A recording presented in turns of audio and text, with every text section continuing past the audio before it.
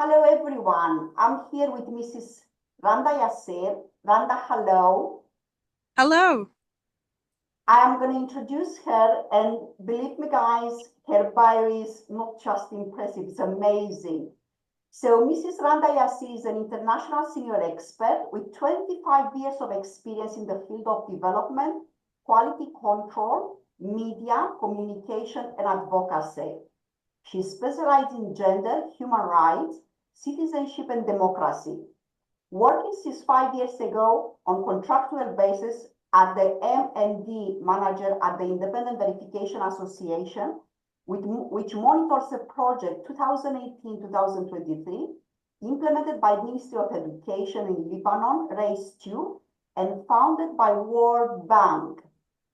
Also, on contractual basis, she works as an international consultant for quality control and projects development for ICANN based in DC, Organization for Women's Rights, Peace, Security, to support at least 8 human-led organizations in 12 different countries, witnessing conflict.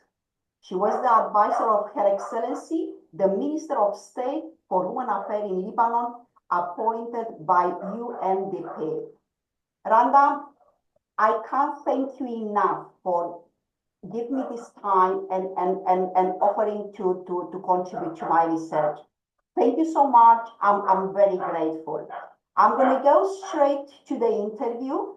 And the first question is, what is the driving force behind your career choices? What is your big why?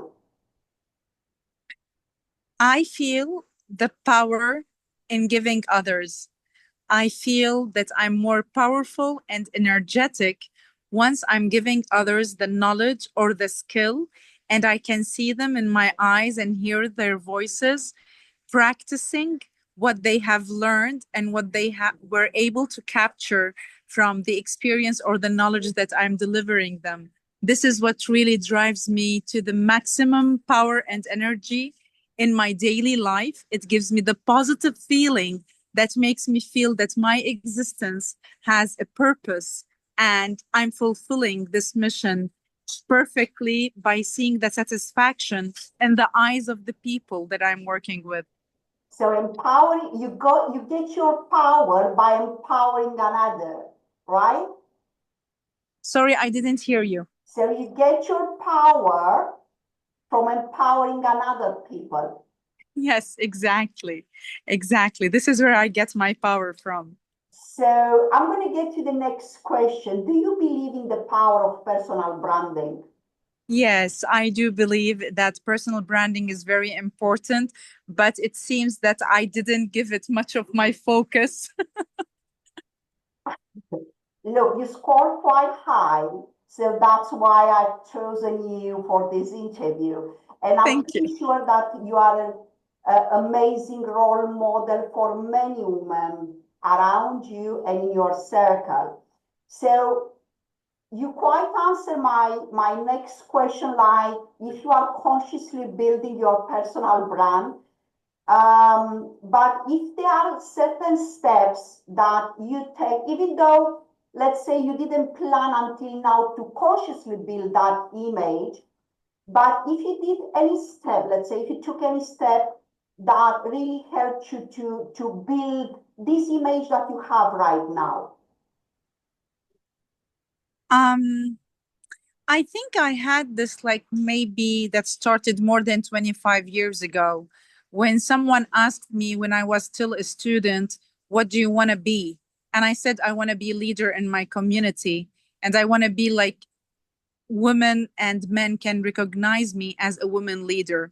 And I think from that moment, I had a vision to brand myself as a leader and as a role example, as a model of a successful woman, a successful person who is able to approach a balance between the business approach and the humanitarian approach. And I felt that all of my life, I was able to achieve this, but I've never maybe used it as words for branding or to maybe list it in my bio like my slogan or like my motto. I didn't do that, but I feel like It is something that I stuck to achieve. I'm a woman. I have the balance between two. I cherish values. I appreciate work. I believe in leadership. I believe in the woman economic independency. I have a lot of beliefs for building the country, my country, and other countries. I see citizenship by transparency of working with values rather than just working for the sake of money without a purpose that comes a higher level where you can achieve the real humanity. So this is something that I really appreciate a lot. Wow. I was going to ask you, but you almost answered also this question. If you have to think of 3 or 4 of your core values, the non-negotiable values, let's say, what will be, let's say, the 3 or 4? I think I communicate them through my work. I remember that I told myself that I don't have to justify myself. I shouldn't be explaining how transparent and how smart I am. I don't want to explain that my work is a qualitative work. I didn't want to explain those things. I wanted my success to be the way that explains that my qualitative and result driven work is the thing that will create my niche where people will say, oh, that's the person that works for results. That's the person that works for quality, not quantity. She's able to achieve things in short time. She can solve the problems. Like all these values, like I wanted them to be a conclusion made by the people by doing. And I created out of this the way that I provide my training and my coaching. Like, I don't create a training curriculum based on theories. I create it based on practicality that a person has to finish the workshop with me and they are able to practice what they have learned, to capture it and to cherish it and to apply it. If it's not applicable, then they didn't learn anything. And I feel like this was the best thing that I designed to create a niche in my work. Amazing, amazing. Um, if I have to ask you about your assets, okay, and not the assets as we used to think many years ago. When I talk about assets, I talk about digital assets or professional assets or academic assets. What would you say that are your strongest assets today, let's say? Can I answer again something? It's a balance between both. It's the Okay. balance of grabbing as much professional experience as possible, and it's the passion. I have passion in what I do. I selected my career based on the things that I love most, and I don't feel that my well will ever stop giving me the passion that moves me towards achieving and changing. I want to be the change agent. I want to be the catalyst, maybe that can be added to anything that can create a social change or even a business change and even the life change of some people. So when I meet anyone that I have trained before or I have given a speech in front of them before, like, I remember you said this, I can still remember this and that. And I was like, that look when you are standing in front one person that you didn't meet since 10 years, you can't really remember, but they do remember you. Oh my God, she was part of the audience and she still remember me despite the years and despite all the people that she met in her life and maybe spoke to her and gave her knowledge and gave her experience, and she still remembered that small thing that I said. I So this is passion. This is my really strongest asset. I still remember your talk at BPW. It was the first time I've met you in Cyprus, and I still remember a lot of your talk. And I remember the strong impression that you made on me because I always pay attention to speakers, the way they deliver, let's say, if they can really touch me, let's say.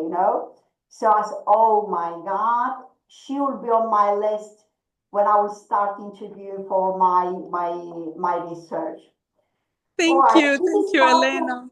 this is part of my research. I have to ask you, what social media you are active on and why? So I think if you realize with me, like Facebook had its peak in the past 10 years. Yes. So I remember like 10 years ago, we had this trendy thing where you design your Facebook profile and you consider it as if it's the platform for documenting everything you do. And then automatically once Instagram started to raise up and became part of the peak, you shift from giving your focus of 80% to the Facebook, you go to give it to Instagram. And recently, like the past maybe 2 years, not more, I started making more focus on the LinkedIn. And this is where I decided that the organizational work and the activities has to take the level of Instagram, but my professional, I think I should use this word. My professional branding has to start by providing the image I need to promote through LinkedIn if I want it professionally to be known there. I'm not claiming that I'm very good about it, but I'm lucky that I'm having you as a friend right now that we can work on this together. Okay. You know what I advise all my clients and my friends? Listen, social media platforms are good, okay? However, you never know which one will be at the peak and which one will go down. So the only platform that you can really brand yourself, it's your website. That nobody will take it away from you. So, and I know that algorithms gives a lot of value when they found one's personal branding website. So Yeah. yes, LinkedIn is very high right now, but what I advise everyone is try be strong on which platform is yours. Let's say my platform is LinkedIn right now also, but drive traffic to your website. That's the point. However, I'll take this advice.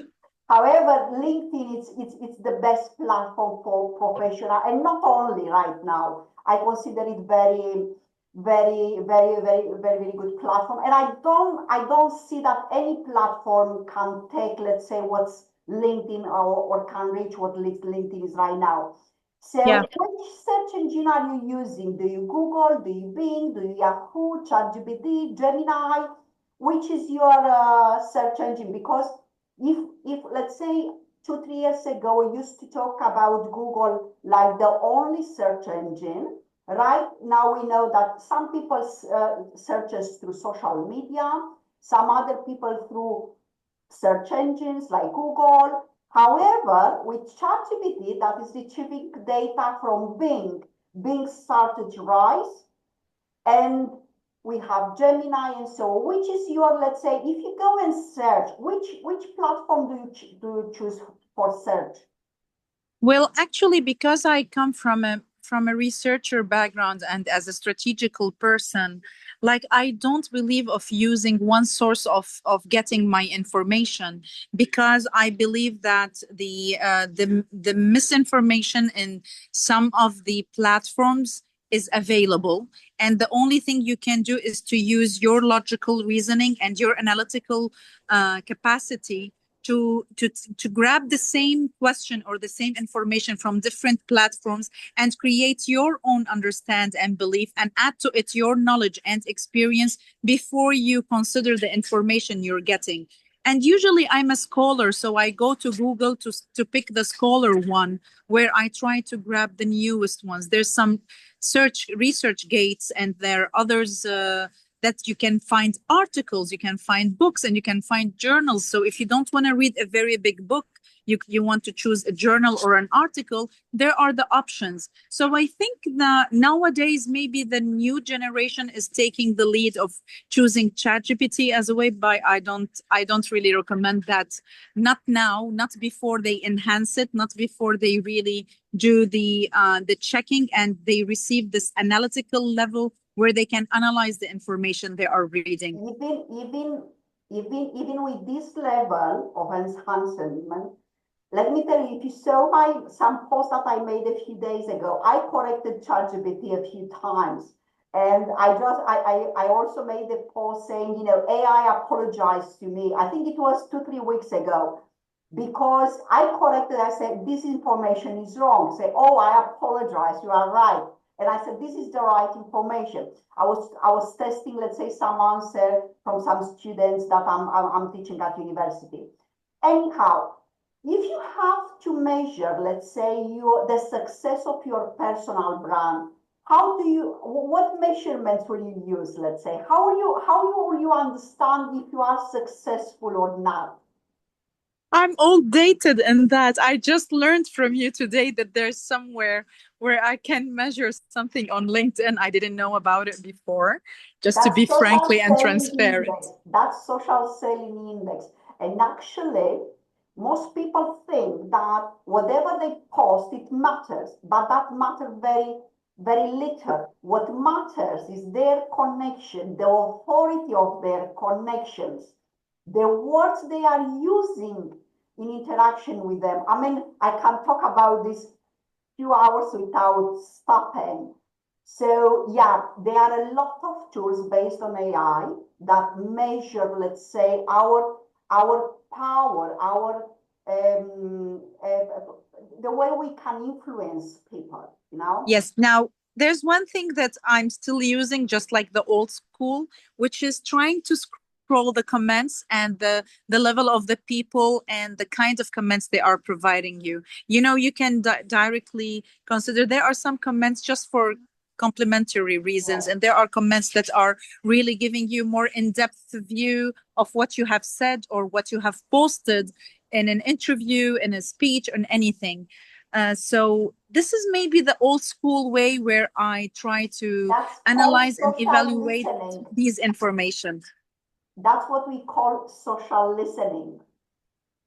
Yes. So yeah, as you said, you try to analyze it based in your logic and power of understanding, let's say.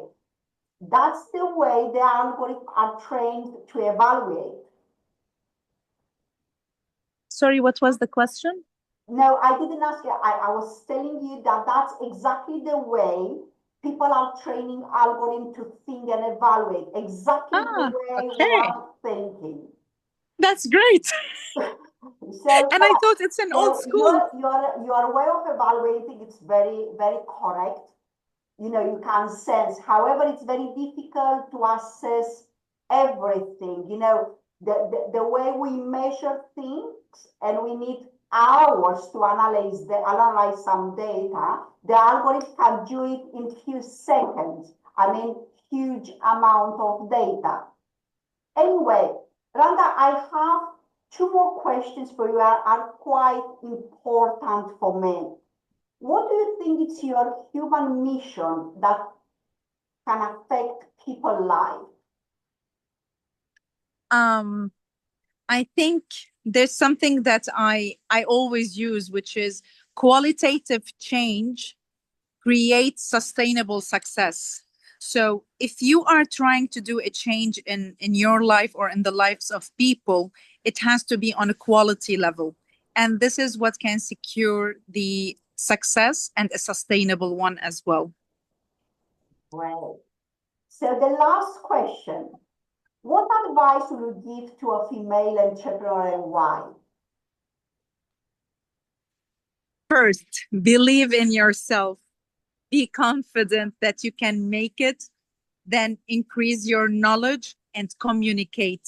Because if you communicate, you grab more knowledge and more experience, and you maintain the self confidence that you need. When you try to isolate yourself or to limit the communication, I'll not talk to this, I will not talk to that. Even a bad communication with someone is a learning, it's a key learning for the entrepreneur. I really love this. Even bad communication is a key learning. So Randa, thank you so much for your time. I really appreciate it. I'm very grateful. I'm going to stop the recordings.